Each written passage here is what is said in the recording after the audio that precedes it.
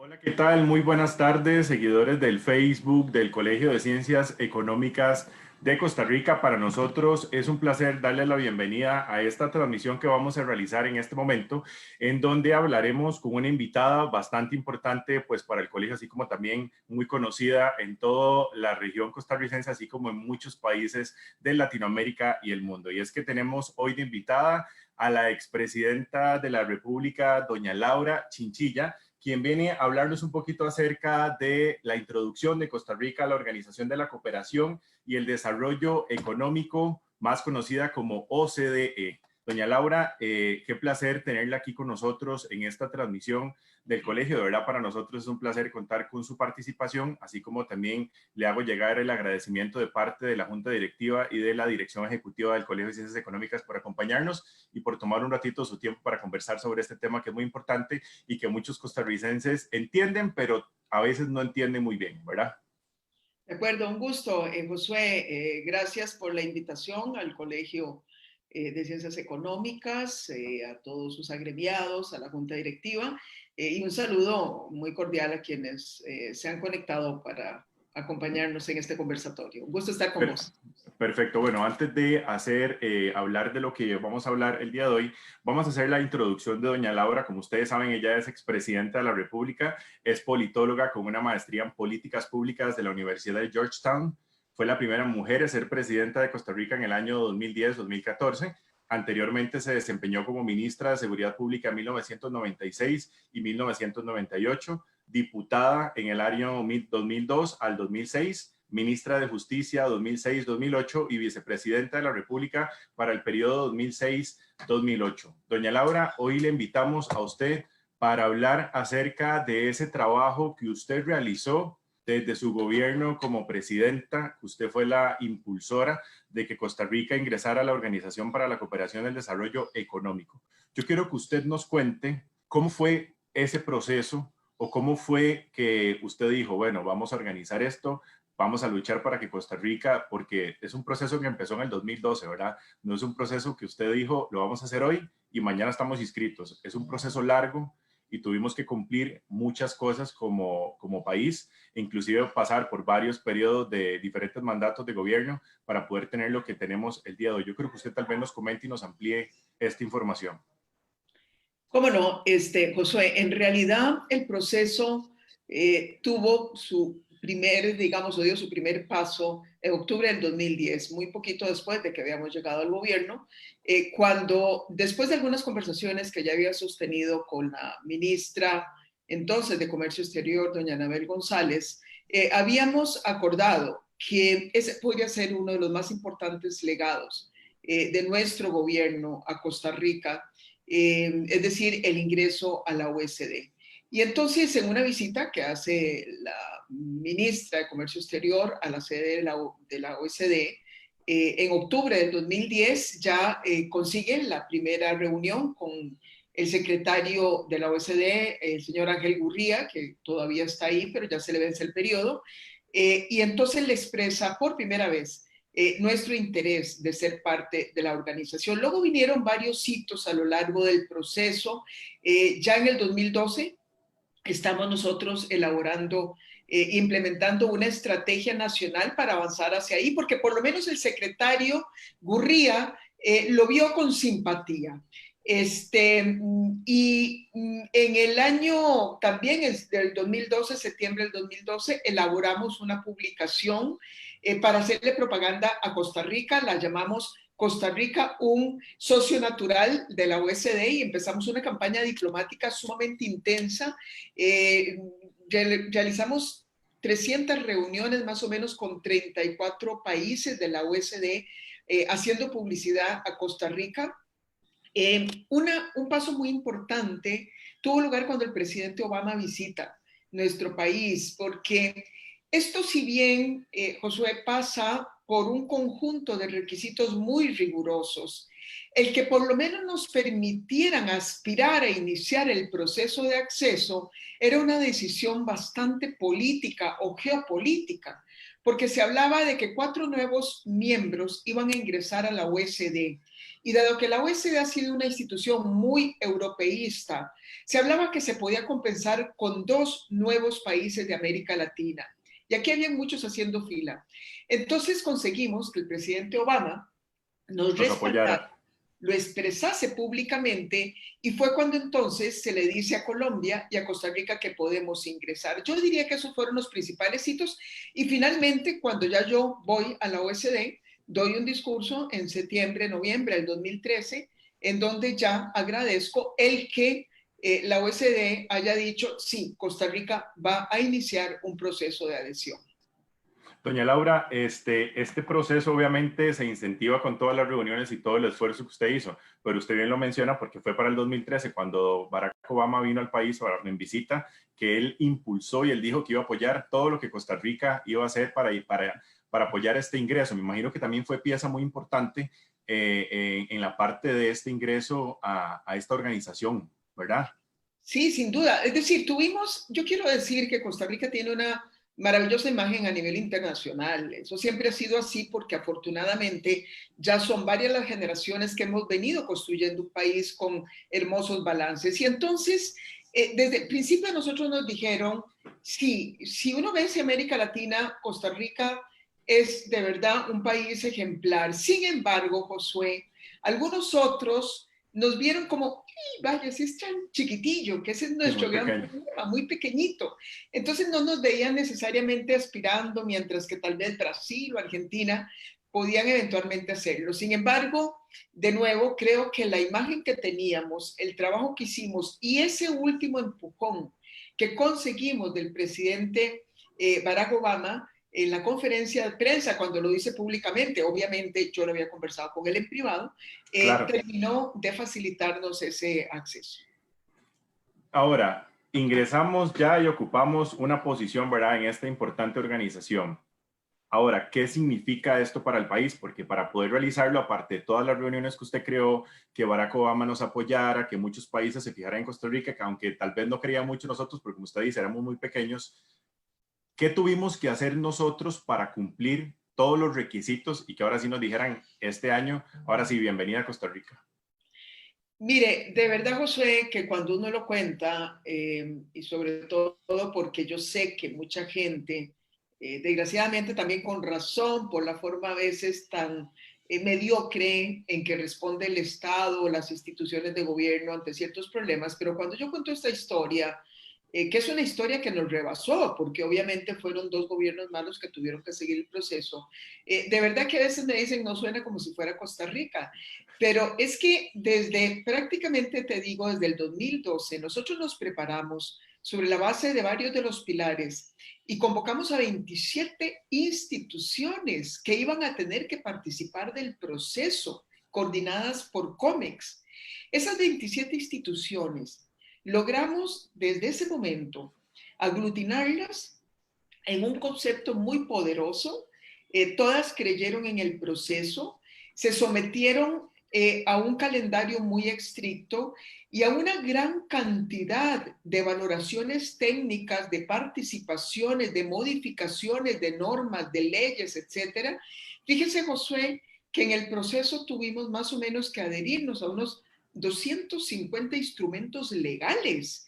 Y además fueron muchas las evaluaciones que se nos hicieron. Estamos hablando de más de 27 instituciones públicas con muchos funcionarios involucrados. Fue una tarea muy importante. Hubo un periodo en que se desaceleró mucho el proceso. Yo, con toda franqueza, creí que se iba a caer.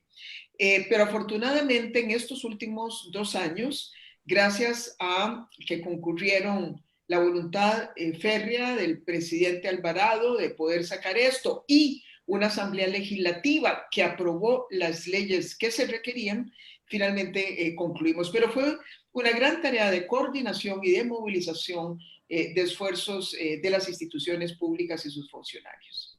Este es un reto grande que, bueno, que han dado varios gobiernos, inclusive el suyo, y que por fortuna topamos con una asamblea legislativa que usted le dice que se puso de acuerdo y que decimos, bueno, es muy importante estar en esto porque por lo general a veces no les gusta a otros diputados aprobar cosas de gobiernos anteriores, ¿verdad? Y máxime si son, digamos, de la oposición, como lo llamamos popularmente, pero en esta ocasión sabían y sabíamos todos que era algo muy importante para Costa Rica. Ahora, ya ingresamos, ocupamos la posición número 38, ya estamos en el club VIP, ¿verdad? Como se dice popularmente. Ahora, ¿qué significa esto para el país? A partir de ahorita, bueno, obviamente el tema de la pandemia y no solo Costa Rica, sino a nivel mundial, pues nos ha, me imagino que detenido muchas cosas, pero a partir de ahora, ¿cuál es el trabajo que nosotros tenemos que hacer o qué tiene que hacer el gobierno actual, qué tienen que hacer las instituciones para cumplir obviamente con todo lo que se nos pide para poder estar a nivel de los demás países? Claro, cuando a mí me preguntan qué significa el ingreso a la OCDE, yo más o menos lo comparo como cuando a uno le preguntaron, en mi caso hace mucho más tiempo que a usted, cómo se sentía cuando se cumplen 18 años. Y la verdad que uno se queda a veces pensando, porque es algo que celebramos todos, vamos muy orgullosos a sacar la cédula de identidad, pero cuando nos damos cuenta, lo único que significa cumplir 18 años son mayores niveles de responsabilidad. Es decir, Responsabilidad. nos convertimos en un ciudadano hecho y derecho de un país y ya no podemos simple y sencillamente esperar a que nos resuelvan las cosas. Estamos obligados a tener un protagonismo y hacer las cosas con responsabilidad.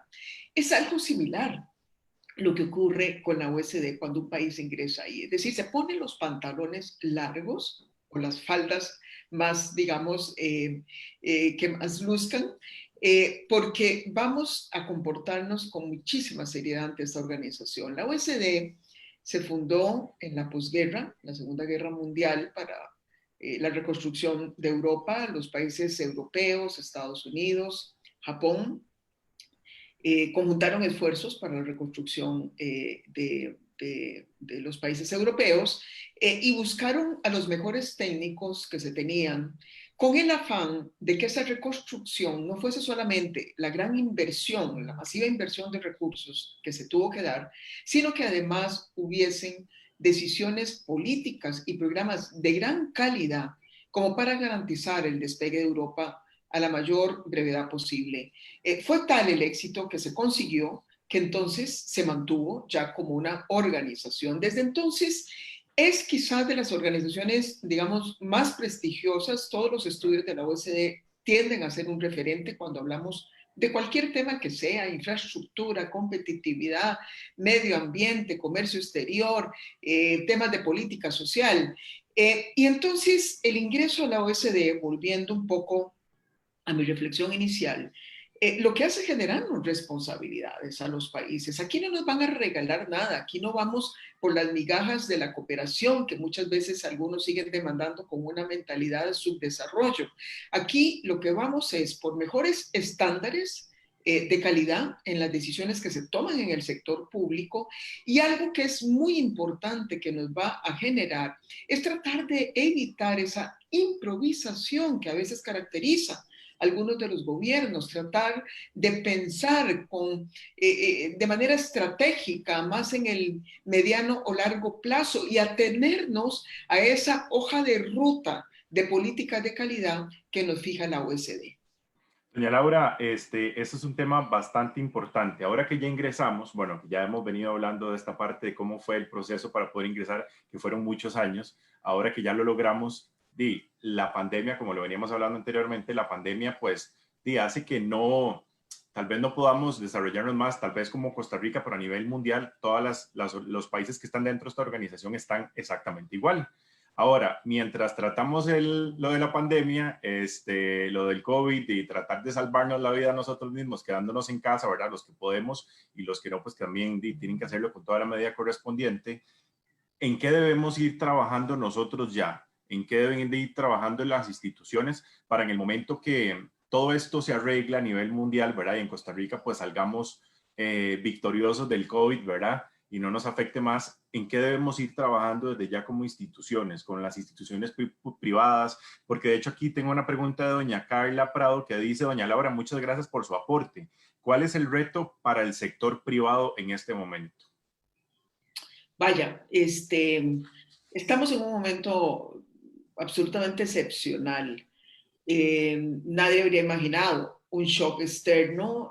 Yo he trabajado mucho con los organismos internacionales en los últimos años y hacíamos ejercicios de proyecciones sobre la base de dos tipos de shocks que se veían para el siglo XXI, que era el shock tecnológico y su impacto en mercados laborales, adaptación del mundo del trabajo, del mundo empresarial, etcétera, y luego el shock propio del cambio climático. Nadie imaginaba un shock de unas repercusiones como estas que estamos viviendo. Entonces, ciertamente, este, eh, es, digamos, un paréntesis que se ha abierto con serias repercusiones en todo lo que viene. Voy a irme más al tema primero de lo que ella pregunta sobre las empresas para luego también reflexionar sobre la importancia que más bien tiene ahora la OSD, aún más que antes para un país como Costa Rica. Desde el punto de vista, digamos, de las empresas, ciertamente hoy tenemos que decir, y muy particularmente en lo que respecta a las micro, pequeñas empresas y medianas, y hasta algunas grandes las hemos visto, acogiéndose a los esquemas de quiebra, con tal de buscar apoyos. Aquí lo más importante es tratar de evitar la insolvencia de las unidades productivas que puedan por lo menos sobrevivir la crisis, aún sea, digamos, disminuyendo al mínimo sus operaciones, no generando riquezas, pero no que vayan a la insolvencia, para poder contar con ellas en el momento en que las economías empiecen a crecer. En ese sentido, pues hay varios instrumentos que el país ya ha anunciado para tratar de apoyar a las empresas, pero sí desgraciadamente tengo que reconocer algo que a mí me duele todos los días que me levanto y abro los ojos y recuerdo que estamos en medio de esta pandemia, y es que pudimos haber hecho mucho antes las tareas que no nos dejaron hacer, por lo menos en mi gobierno, en materia de ordenamiento fiscal. ¿Por qué razón? Porque los países que van a poder responderle mejor a su sector empresarial, pero también a sus ciudadanos, son aquellos que tenían en orden sus finanzas públicas, que tenían un colchón más grande. Mientras los países, por ejemplo, de la OECD, en agregado, están invirtiendo entre 14 y 16% del Producto Interno Bruto para apoyar a ciudadanos y a empresarios en esta situación, en un país como Costa Rica difícilmente vamos a llegar a un 3-4%. Claro. Entonces, es importante buscar ese apoyo en la medida de las posibilidades de lo que Costa Rica pueda darlo. Ahora, ¿qué también es importante para esas empresas? Para esas empresas va a ser importante no solamente el cómo se comporte esa unidad empresarial, sino cómo se está comportando su entorno, el país a donde está. Y entonces aquí me lleva a la OECD. Aquellos países que vayan a salir de esta pandemia, por lo menos con mejores pronósticos en los temas sanitarios, particularmente un país turístico como Costa Rica, o aquellos países cuya marca país pueda verse reforzada, como lo es el caso de Costa Rica con el sello de calidad de la OECD, les va a resultar más fácil reabrir su economía, atraer inversión y aprovecharse de toda la redefinición que va a haber de cadenas de producción global, que básicamente va a generar mayores posibilidades de que mucha de esa inversión extranjera se movilice hacia América Latina. Costa Rica, creo que en este momento, no tengo la menor duda, está en mejores condiciones para que cuando otra vez la economía global vuelva a invertir, poder salir y decirles, señores, mientras todos estaban en la pandemia, mire, yo me preparé mejor que ustedes y salgo con esta graduación, con este sello de calidad de la OECD, y estoy en condiciones de garantizarle a usted un mejor ambiente de inversión. Es un tema difícil, ¿verdad? Porque el tema de la pandemia nos afectó y obviamente llegó sin ser invitado, ¿verdad? Es como hicimos una fiesta y llega alguien que se coló, por decirlo así. Esto nos hizo el COVID y en este momento pues no pudimos celebrar de la manera más adecuada este ingreso, ¿verdad? Por los temas que ya vivimos, pero nos va a generar muchas cosas. Ojalá que pues las autoridades del gobierno se vayan preparando desde ya, como usted dice, ¿verdad? Para poder ir haciendo las cosas que nos hacen falta. Aquí tengo otra pregunta que me llama mucho la atención con respecto a lo que usted está diciendo. Al nosotros ingresar a esta organización, implica que Costa Rica reciba algún tipo de auditorías de cumplimiento de los estándares. Dice que se refiere a algún tipo de supervisión o seguimiento continuo. Nos pregunta John Ramírez. Claro, eso va a ser así. Y por eso hasta a veces algunos países, yo diría que en realidad no los más serios, porque los más serios están ahí. En la OECD hay apenas 36 países. Entre ellos, más o menos, se explica el 80% de las inversiones y comercio mundial. Es decir, son grandes potencias económicas. Son pocos los países pequeñitos que vienen de un continente o sí, que no sea Europa o el sudeste asiático o Norteamérica. Entonces, yo recuerdo que cuando, por ejemplo, nosotros empezamos a someternos voluntariamente a las pruebas PISA, que son las pruebas que miden la calidad de la educación en un país, son administradas por la OECD. Recuerdo que en ese momento algunos otros presidentes, colegas míos de la región, también decidieron que iban a ser evaluados. Recibieron la primer calificación y salieron corriendo. Y me dijeron, vos estás loca, yo no vuelvo a permitir que me vuelvan a medir. Y yo le decía, pero de otra manera, ¿cómo vas a avanzar? Y me decía, pues mira, me preocupa más lo que la gente piense de mi gobierno. ¿Ok? Bueno, entonces vamos a ver, ¿qué quiero decir con eso? Sí, se trata de que nos midan, se trata de que nos evalúen, pero nos vas a evaluar contra los mejores. Eso quiere decir que tenemos que estar preparados para dos cosas. Primero, para llevar los golpes, porque no vamos a entrar jamás encabezando algunos de estos indicadores. Puede ser que sí algunos, pero no todos. En muchos vamos a salir muy por debajo de lo que quisiéramos. Esto algunos se van a sentir inhibidos, que somos menos, pero de nuevo, la única manera de progresar en la vida, Josué, quienes nos escuchan, Claro. cuando nosotros competimos contra los mejores y no contra los mediocres. Así que sí, va a haber mucha evaluación, va a haber mucho documento, todo va a ser público, de manera que también hay mucha transparencia como para que los ciudadanos sepan si lo estamos haciendo mejor los políticos, el Estado o no. De alguna manera aquí los ciudadanos yo creo que están viendo uno de los mayores aportes que se ha hecho de la institucionalidad pública del Estado costarricense en favor de la transparencia, porque es una manera de estar supervisando, evaluando al gobierno, a las instituciones públicas con conocimiento de los ciudadanos. Doña Laura, ahí estaba leyendo, ¿verdad? Que obviamente al ingresar esto y todo el trabajo que muchas personas hicieron, inclusive usted, para poder estar aquí, al haber ingresado, el país tiene que pagar, a ver, hay que pagar como, hay que hacer una inversión, ¿verdad? La gente, le estaba leyendo que lo llamaban como un tipo membresía por estar, por pertenecer a este grupo, pero es una inversión que el país tiene que hacer y según informó Diala Jiménez, ¿verdad? Dice que son 1.500 millones de colones anuales. Digamos, en estos momentos en los que obviamente la economía de Costa Rica pues venía complicada, ahorita nos estamos complicando absolutamente todos, ¿verdad? Por lo que ya todos sabemos, entonces es un poco complicado, como en el colegio estábamos sacando lo de la hoja de ruta para ayudarle al gobierno a tratar de buscar una salida, una solución a no seguirnos complicando más con temas económicos, pero es conveniente esta cantidad de dinero para poder ser parte de esta organización. Usted que ahora que ya estamos adentro, lo que pasa es que no estábamos tomando en cuenta que iba a venir una pandemia, ¿verdad? Entonces, son como cosas y que la gente los pone en balanza y que mucha gente ha preguntado sobre eso.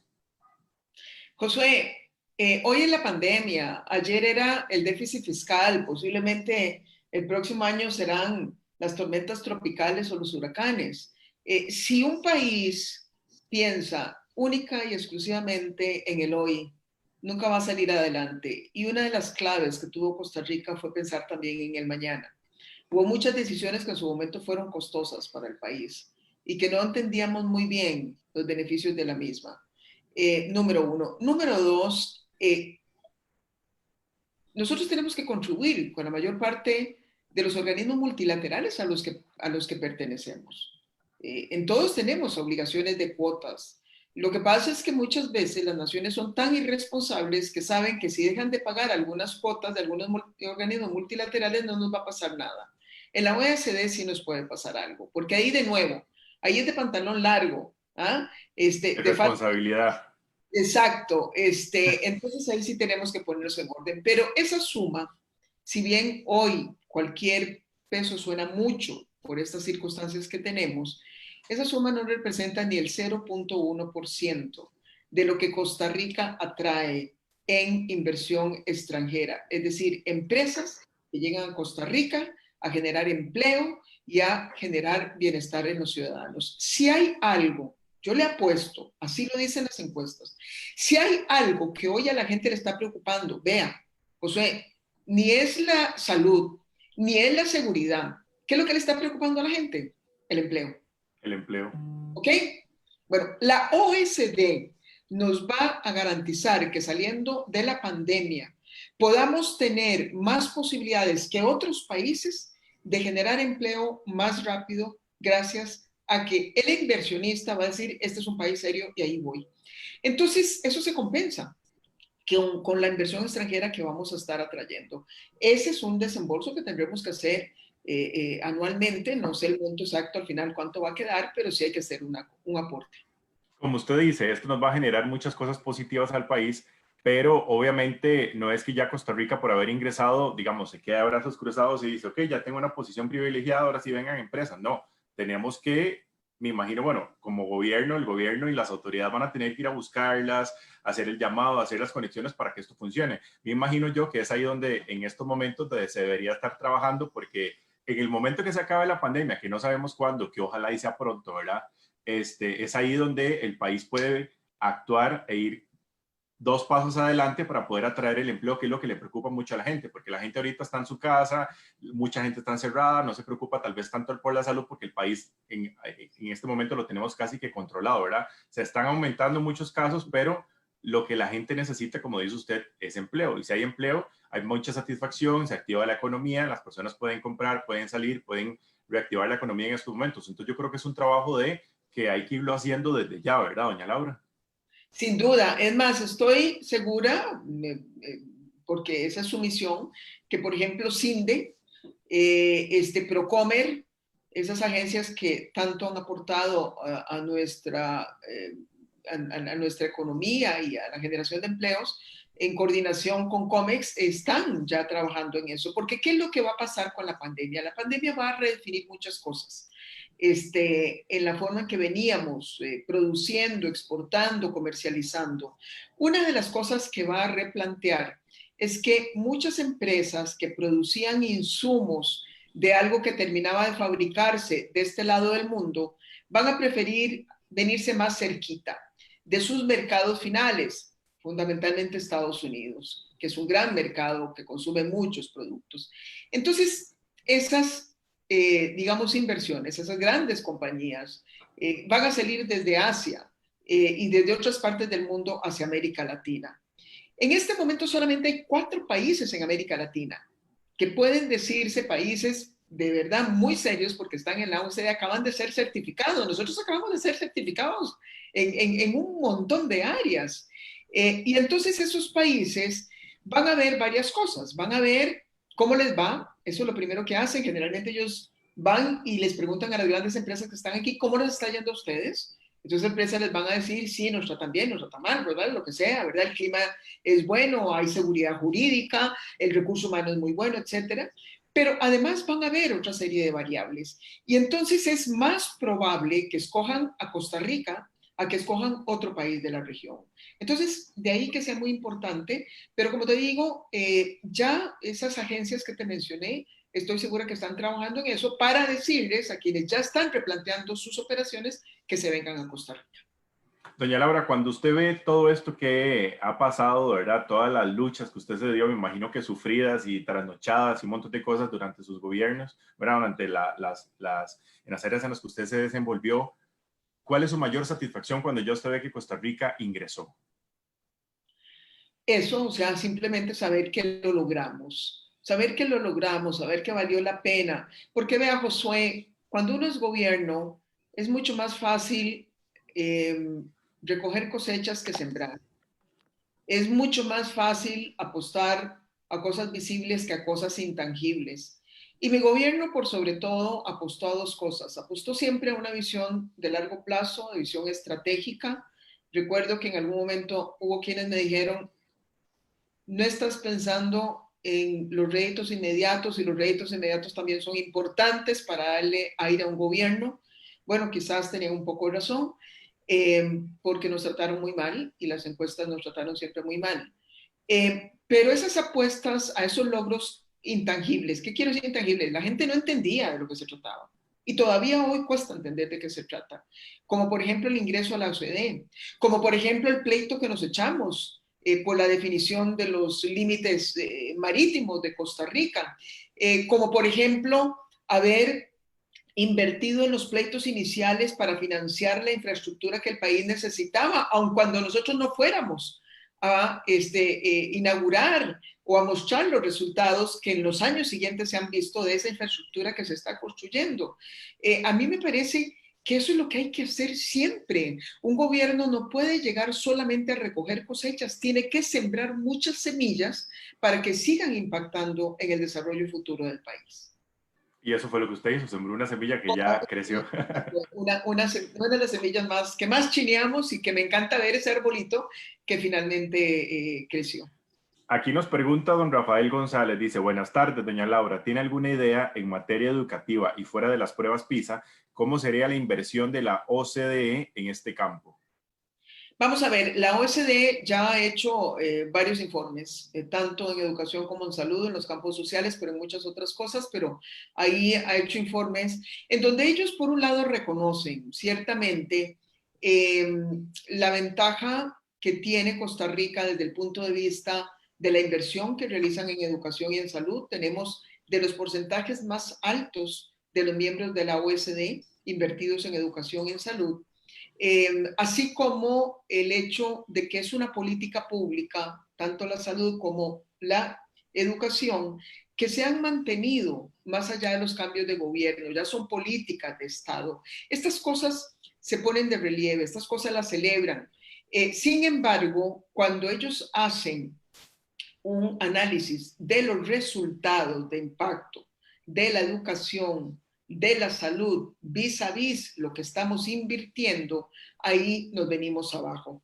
Porque invertimos, digamos, en educación como de los que más, pero nuestros resultados están muy distantes a los que tiene, por ejemplo, Finlandia o la mayor parte de los países de la OECD, ¿no?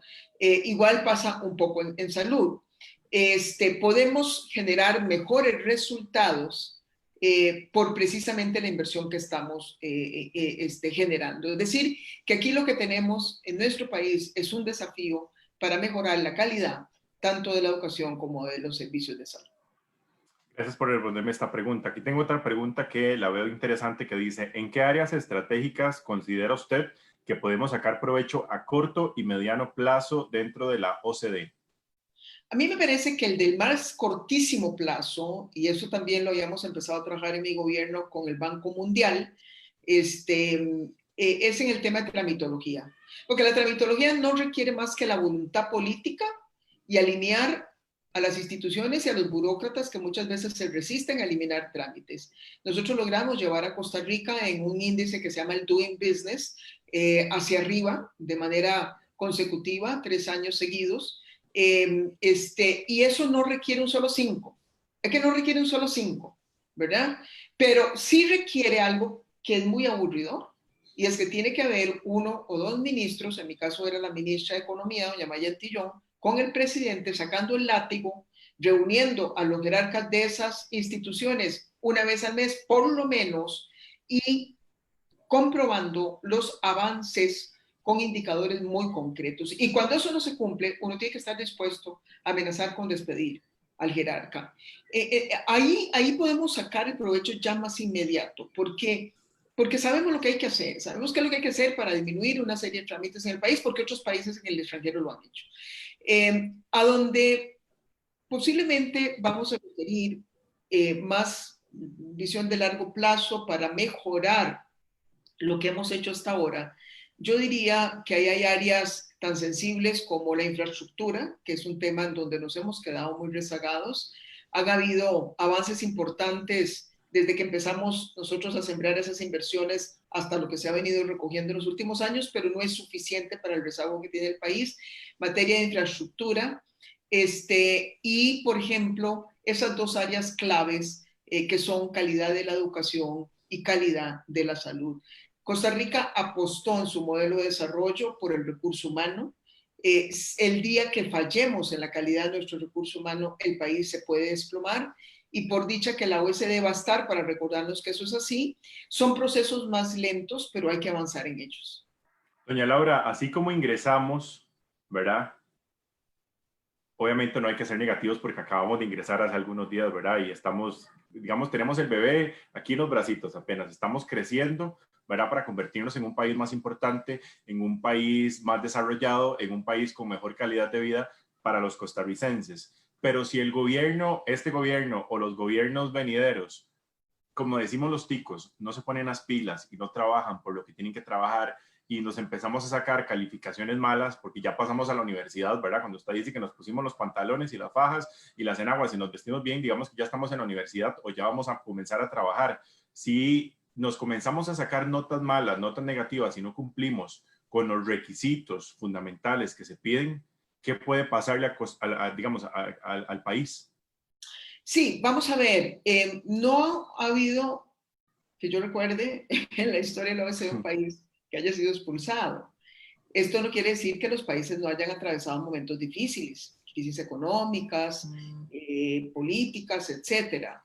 Aquí lo importante es que la OCDE no está presumiendo que siempre tengamos que sacar las mejores notas posibles, pero que sí exista un esfuerzo país, un compromiso país por seguir avanzando.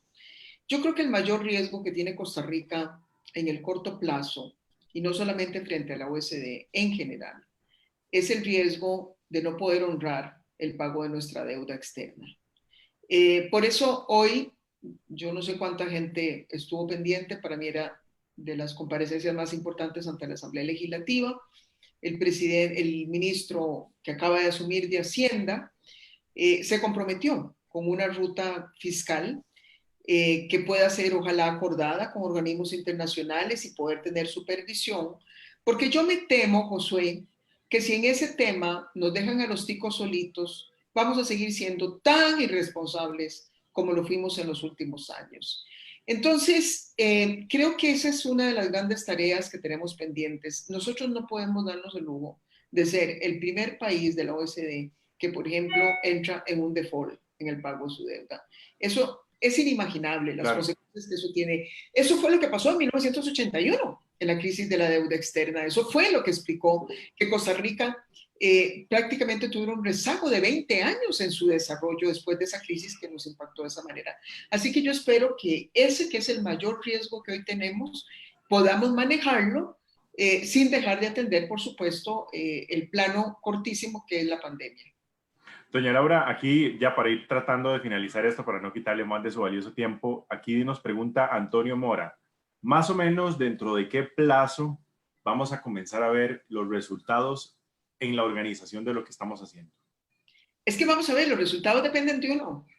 Entraste a la universidad, Josué, ¿ok? Ajá. La universidad te está dando a vos todas las condiciones para que salgas graduado de ahí con las mejores notas posibles, siendo muy competitivo y ojalá de una vez con el título aquí y aquí el contrato de trabajo. Eso es lo que todos aspiramos, ¿no es cierto? Claro. Ese es el estudiante responsable, el que de una vez dice, tengo mi título y de una vez mi trabajo.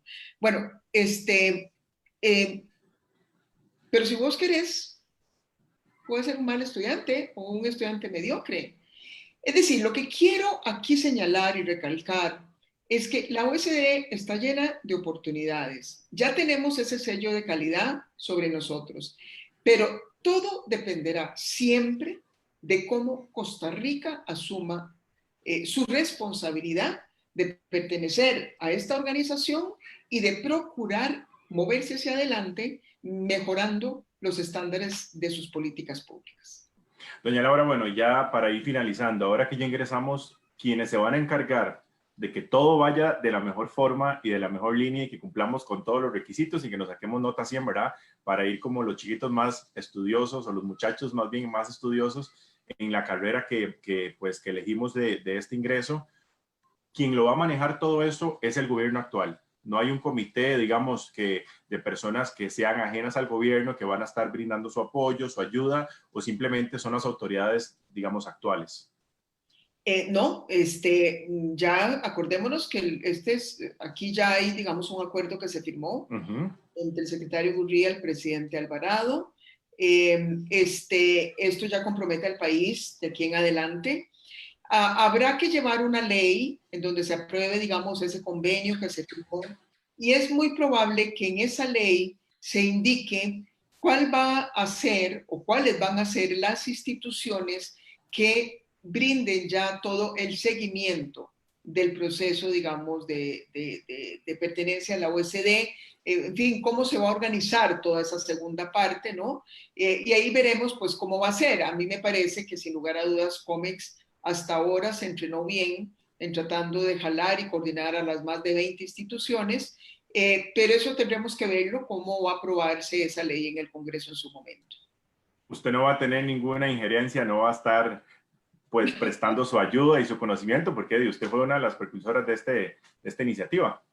No, no, Josué, porque esto le corresponde enteramente a funcionarios públicos, ¿verdad? Okay. Esto tiene que hacerlo una institución pública, funcionarios públicos. Una cosa es que contraten a algún consultor por acá en temas muy específicos, pero yo espero que no se abuse mucho los temas de consultorías. A mí me parece que tenemos muchos recursos en el país para poder abordar cosas, y además la OSD abunda en buenas prácticas en información y consultorías, que no deberíamos pagar adicionalmente por eso. Entonces, no, me parece que ahí lo que hay que definir es cuál va a ser esa institución pública que va a estar al tanto de dar seguimiento ya una vez que nos hemos adherido.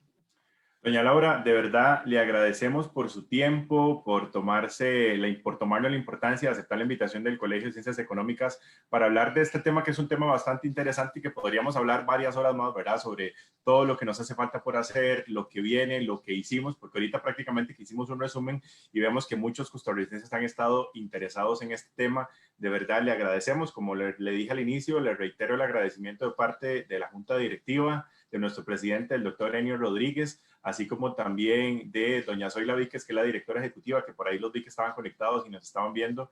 De verdad, le agradecemos y ojalá podamos seguir contando con su presencia para tocar diferentes temas, porque sabemos que usted es una experta en temas de política y temas de economía nacional e internacional. Siempre las órdenes, siempre muy agradecida con el colegio que me invitó en el pasado a acompañarles en actividades. Un fraternal abrazo a mi querido amigo Enio Rodríguez, quien hoy preside la organización. Y muchas gracias, Josué, y a todos a los que se nos unieron para compartir este café de la tarde aquí a través de este medio digital. Siempre es un placer verla, porque ya desde hace muchos años ya nos habíamos conocido durante su gobierno mientras yo trabajaba en otro medio de comunicación, y la verdad es que es un placer tenerla aquí con nosotros. Muchas gracias. Un abrazo virtual y que pase bonita tarde. Que se cuiden todos. Hasta luego, doña Laura. Bueno.